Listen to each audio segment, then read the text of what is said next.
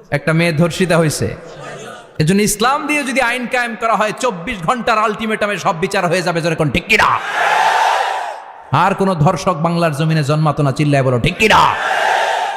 ইসলাম বলে চোরের হাত কেটে দাও, জেনা ব্যভিচার করলে ডেথ পেনাল্টি। সৌদি আরবে হেড অফ করে, গলা কেটে ফেলে। বাংলাদেশেও যদি এটা করা যেত, খবর হয়ে যেত। আর কোন ধর্ষক বাংলার জমিনে জন্মাতো না, চিল্লায় বলো ঠিক কিনা? السارق والسارقة فاقطعوا أيديهما جزاء بما كسبا نكالا من الله والله عزيز حكيم. If anyone steal something very precious from the society, the government should cut down his right hand. দামি কিছু চুরি করলে, এটা সাক্ষীর দ্বারা সাব্যস্ত হলে গভর্নমেন্টের উচিত তার ডান হাতটা এক কোপ মেরে কেটে দেয়া। কার কথা? বানু মাখজুমিয়া গোত্রের এক মেয়ে মদিনাতে চুরিতে ধরা পড়ল। অনেক বড় ফ্যামিলির, ডিগনিফাইড শিল্পপতির মেয়ে। সাহাবারা বলল, এই মেয়ের হাত যদি বিশ্বনবী মদিনায় কেটে দেয়, মদিনাতে তো মারামারি লেগে যাবে। কে বলবে বিশ্বনবীর কাছে যে সুপারিশ করার ক্ষমতা কারো নাই? বিশ্বনবীর পালক পুত্র ওসামা বিন যায়েদ, যায়েদ ইবনে হারেসা, তার ছেলে ওসামা পালক পুত্রের ছেলে, তাকে বিশ্বনবী বড্ড ভালোবাসতো। তার উপাধি হলো হুব্বু রাসূলিল্লাহ, বিশ্বনবীর ভালোবাসা। সবাই বলল, ওসামা, আমরা যে বলতে পারবো না, তুই যে নবীরে সুপারিশ কর। ও নবী, যদিও চুরি করেছে মেয়েটা, সাব্যস্ত হয়েছে, কিন্তু আপনি মাফ করে দেন, হাত কেটে দিয়েন না। ওসামা যে বলে, নবী হাত কেটে দিয়েন না। বিশ্বনবীর চেহারাটা আগুনের গোলার মতো লাল হয়ে গেল। বিশ্বনবী বললেন, ওসামা, এটা আল্লাহর আইন, সুপারিশ করার সাহস তোর বুকের ভিতরে দিল কে? কে দিয়েছে স্পর্ধা? লাউ আন্না ফাতিমা বিনতে মুহাম্মদ সারাকাত লাকাতা মুহাম্মাদুন ইয়াদাহা। এই মেয়ে তো দূরের কথা, আমার কলিজার টুকরা, নয়নের পুটুলি, জান্নাতি নারীদের সর্দারানী আমার মেয়ে ফাতেমাও যদি চুরিতে ধরা পড়ে, আমি তলোয়ারটা বের করে ফাতেমার হাত কেটে দিতে 1 সেকেন্ডও দেরি করব না। কারণ আইনটা কার? চিল্লায় বলেন কার? এজন্য বাংলাদেশের চুরি চামারি আছে না নাই? হাজার হাজার কোটি টাকা উধাও হয়ে যায়, আছে না নাই? যারা এই চুরি করবে, হাত কেটে দেয়া হবে। বাইতুল মুকাররমের স্কয়ারের সামনে হাত কেটে দেয়া হবে। আর প্রতিটা চ্যানেল লাইভ ব্রডকাস্ট করবে, এটা সরাসরি সম্প্রচার। আমরা সবাই দেখবো কেমনে চোরদের হাত কাটে। এই নিয়ম যদি করে দেয়, দেশে আর চোর খুঁজে পাওয়া যাবে? কথা কন। তবে এই চোর লাউ চোর, ডাইল চোর, মুরগি চোর না, যারা 1000 কোটি টাকা মেরে দেয়। এক সিগনেচারে দেশের 10,000 কোটি টাকা নাই, চিল্লায় বলো ঠিক কিনা? এই চোরদের বিচার যদি করা যেত, তাহলে এই দেশে আর দুর্নীতি থাকতো না। দুর্নীতি দমন কমিশনের দরকার হতো না। মন্ত্রীদের রাতের ঘুম হারাম হতো না। এটা মদিনার সমাজ হয়ে যেত, শান্তির বাংলাদেশ হয়ে যেত, ঠিক কিনা? এজন্য আল্লাহ বললেন, গোলাম, এই জমিনের ভেতরে চুরি করলে হাত কেটে দিবা, জিনা ব্যভিচার করলে ডেথ পেনাল্টি, ক্যাপিটাল পানিশমেন্ট, মৃত্যুদণ্ড, সর্বোচ্চ শাস্তি, ঠিক কিনা? একটা মেয়ে ধর্ষিতা হয়েছে, তার বিচার হয়েছে না? প্রক্রিয়াধীন হচ্ছে, সবাই অ্যারেস্ট হয়েছে, হচ্ছে। এজন্য ইসলাম দিয়ে যদি আইন কায়েম করা হয়, 24 ঘন্টার আলটিমেটামে সব বিচার হয়ে যাবে, যেরকম ঠিক কিনা? ইসলাম বলে চোরের হাত কেটে দাও, জেনা ব্যভিচার করলে ডেথ পেনাল্টি। সৌদি আরবে হেড অফ করে, গলা কেটে ফেলে। বাংলাদেশেও যদি এটা করা যেত, খবর হয়ে যেত। আর কোন ধর্ষক বাংলার জমিনে জন্মাতো না, চিল্লায় বলো ঠিক কিনা? আল্লাহ বলেন, আমি মানুষকে খলিফা বানিয়েছি আমার এই হুকুম আহকামগুলো বাস্তবায়নের জন্য। সব সৃষ্টিকুলের মধ্য থেকে মানুষকে আমি বানিয়েছি আশরাফুল মাখলুকাত। আবার মানুষকে বানিয়েছি আমি আমার খলিফা।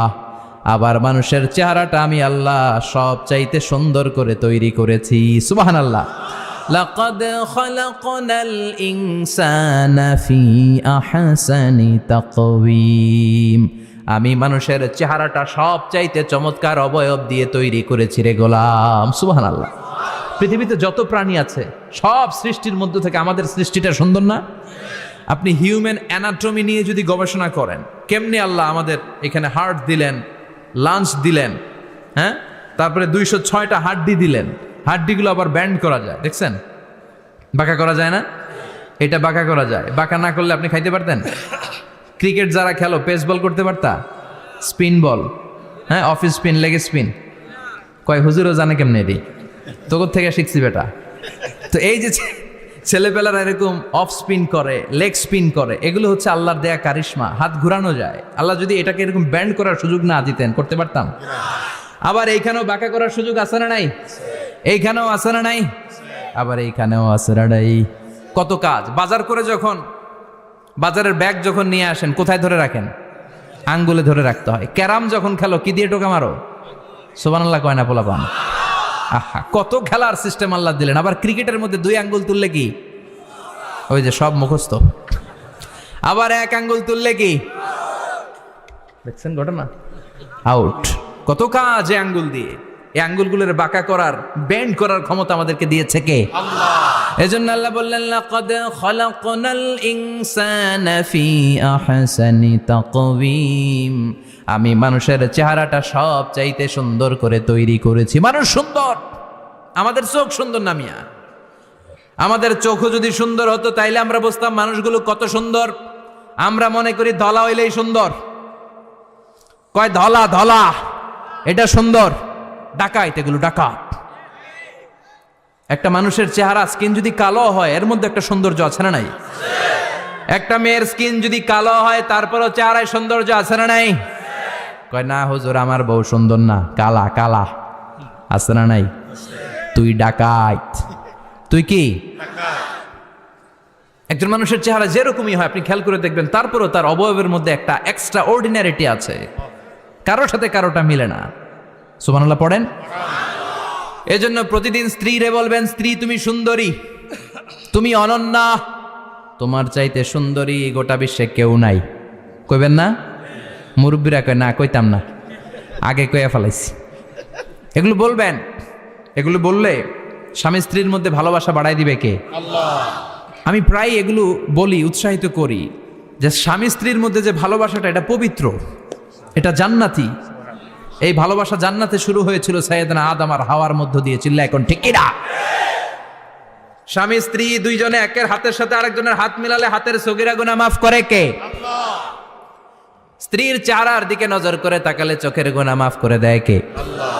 স্ত্রীর জন্য প্রতি মাসে যে খরচ দেন, এই টাকাগুলো সদকা দেওয়ার সওয়াব আছে না নাই?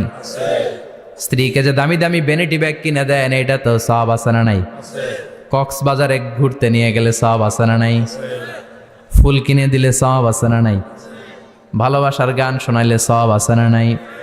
তোমারে লেগেছে কত যে ভালো, চাঁদ বুঝি তা জানে, রাতেরও আধারে দোসর হয়ে, তাই সে আমারে টানে, চাঁদ বুঝি তা জানে। ঠিক কিনা? আজকে পারবেন না শোনাইতে রাত্রেবেলা? পারবেন? পারবেন? পোলাপাইনরা কয় পারবো। তো কত বেটা বিয়েই হয় নাই, বিয়ার পরে শোনাইস। তো এই ভালোবাসার গানগুলো শোনালে নিজেদের মধ্যে একটা ইন্টিমেসি তৈরি হয়। বিশ্বনবীও এরকম স্ত্রীর সাথে খুনসুটি করতেন, ভালোবাসা করতেন। এটা হালাল, কিন্তু এটা জায়গা মতো না করে ভাবির লগে করলে মায়ের আছে না নাই? ভালোবাসার গান জায়গা মতো শোনাতে হবে।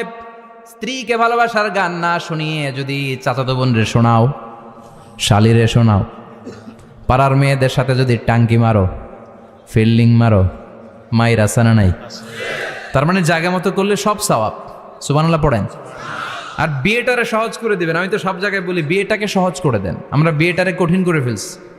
একটা ছেলে এই দেশে 16 থেকে 18 বছর বয়সে ম্যাচিউরড হয়, কিন্তু ওরে বিয়ের পিড়িতে বসায় 32 বছর বয়স। তো বাকি 32 বছর ও কি আঙ্গুল চুষবে? কথা কন, কি করবে? ও যে পাপ কাজ করে, ও যে পর্নোগ্রাফি দেখে, ও যে মাস্টারবেশন করে, এগুলোর পার্সেন্টেজ গুণা মা বাবার আমল নামায় আছে না নাই? মা বাবার এত সহজে পার পেয়ে যাবেন না। ছেলে মেয়েগুলারে সময় হলে বিয়ে দিয়ে দেন। বিয়ের চেয়ে ভালো কাজ পৃথিবীতে আছে? যেই সমাজে বিয়ের খরচ বেড়ে যায়, ওই সমাজে জেনার খরচ কমে যায়। বিয়ে করতে লাগে 10 লাখ, জেনা করতে লাগে 500 টাকা। কথা কন।